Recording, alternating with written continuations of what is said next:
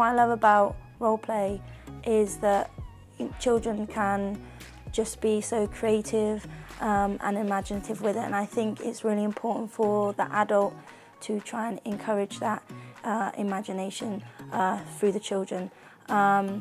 It's really important, I think, for for the adults to be there to scaffold other skills like communication, so they're giving them extra language while they're having talk.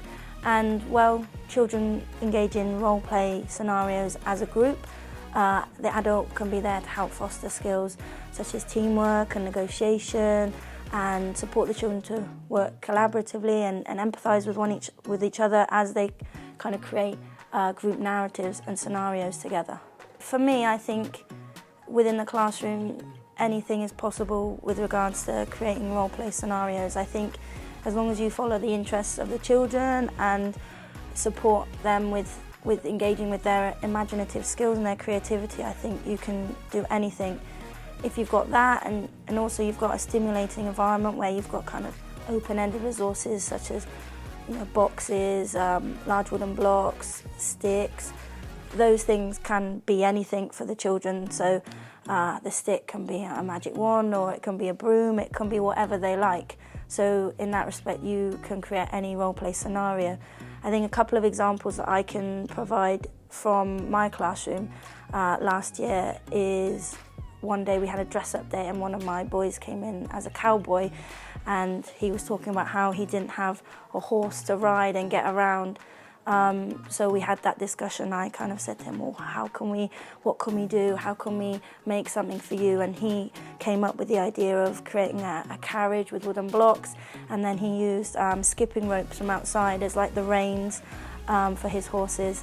So through those kind of open-ended resources, he was able to create his horse and carriage, and which helped him with his dress-up, so he could carry on role-playing being a cowboy. Another example was a boy in my class he said it was a seat for the king and the queen.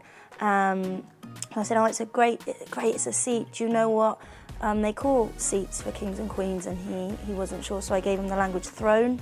And then he worked with his friends to create more thrones, and he ended up creating a big castle with construction outside. And then he used that language throne with his friends, so then he kind of became the teacher and he was teaching them new vocabulary.